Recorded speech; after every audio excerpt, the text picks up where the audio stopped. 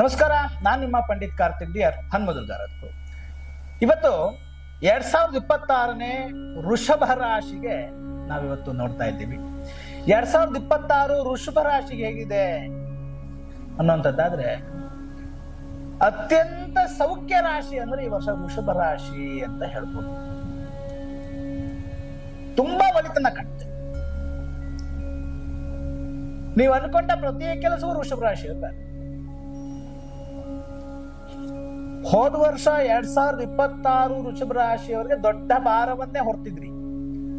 ದೊಡ್ಡ ಭಾರವನ್ನ ಹೊರ್ತಿದಂತ ವೃಷಭ ರಾಶಿಯವರಿಗೆ ಈ ವರ್ಷ ಖಂಡಿತವಾದ ರಿಲೀಫ್ನ ಸಿಕ್ಕೇ ಸಿಗುತ್ತೆ. ಖಂಡಿತವಾಗ್ಲೂ ಆರಾಮಾಗ್ತಿದ್ರು ವೃಷಭ ರಾಶಿಯವರು ಈ ವರ್ಷ.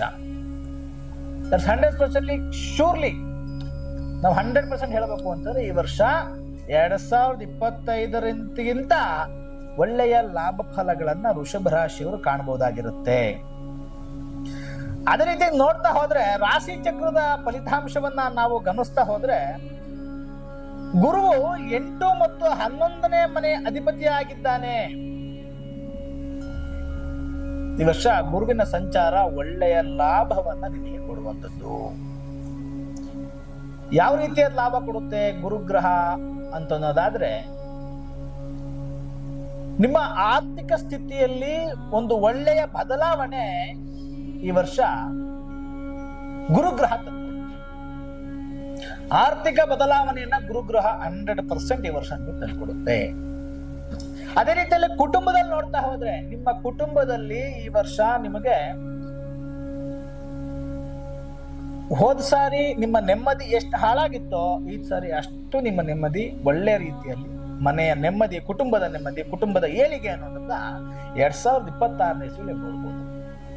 ಈ 2026 ವೃಷಭ ರಾಶಿಯವರಿಗೆ ರಾಹುವಿನ ಸಂಚಾರದಿಂದ ಗಮನಾರ್ಹವಾದಂತ ಏಳಿಗೆಯನ್ನು ನೀವು ನೋಡ್ಬೋದಿರುತ್ತೆ. ಗಮನಾರ್ಹವಾದ ಏಳಿಗೆ, ಗಮನಾರ್ಹವಾದಂತಹ ಒಂದು ಬೆಳವಣಿಗೆಯನ್ನ, ಅನುಕೂಲತೆಗಳನ್ನ ರಾಹು ವೃಷಭ ರಾಶಿಯವರಿಗೆ ಕೊಡ್ತಾರೆ.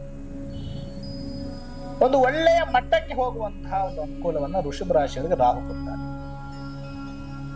ಅದೇ ರೀತಿಯಾಗಿ ನೋಡ್ತಾ ಹೋದ್ರೆ ರಾಜಕೀಯದಲ್ಲಿ ಇರುವಂತಹವರಿಗೆ ಈ ವರ್ಷ ಒಂದು ಒಳ್ಳೆಯ ಬದಲಾವಣೆ ರಾಜಕೀಯದವರೆಗೂ ಸಮೇತ ಅನುಕೂಲ ಆಗುತ್ತೆ. ಇನ್ನ ವಿದ್ಯಾರ್ಥಿಗಳಿಗೆ ಮತ್ತೆ ಹೆಣ್ಣು ಮಕ್ಕಳಿಗೆ ನಾವು ಈ ವರ್ಷ ನೋಡ್ತಾ ಹೋದ್ರೆ, ವಿದ್ಯಾರ್ಥಿಗಳಿಗೆ ಈ ವರ್ಷ ವಿದ್ಯಾಭ್ಯಾಸದಲ್ಲಿ ಉನ್ನತಿಯನ್ನ ವಿದ್ಯಾರ್ಥಿಗಳು ನೋಡಬಹುದು.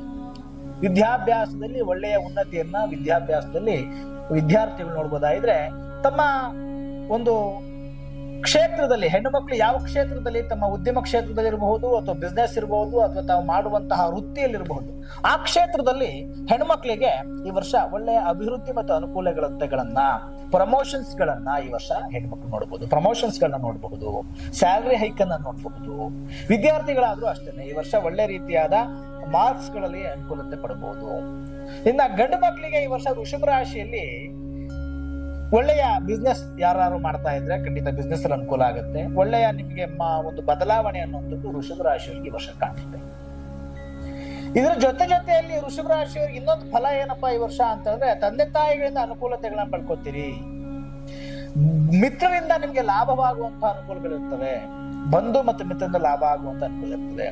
ಈ ವರ್ಷ ಯಾವ್ದಾದ್ರು ಬಿಸ್ನೆಸ್ ಸ್ಟಾರ್ಟ್ ಮಾಡ್ಬೇಕು ಅನ್ಕೊಂಡಿದ್ರೆ ವೃಷಭ ರಾಶಿಯವರು ಈ ವರ್ಷ ಪ್ರಾರಂಭ ಮಾಡ್ಲಿಕ್ಕೆ ಅನುಕೂಲವಾಗಿರುತ್ತೆ.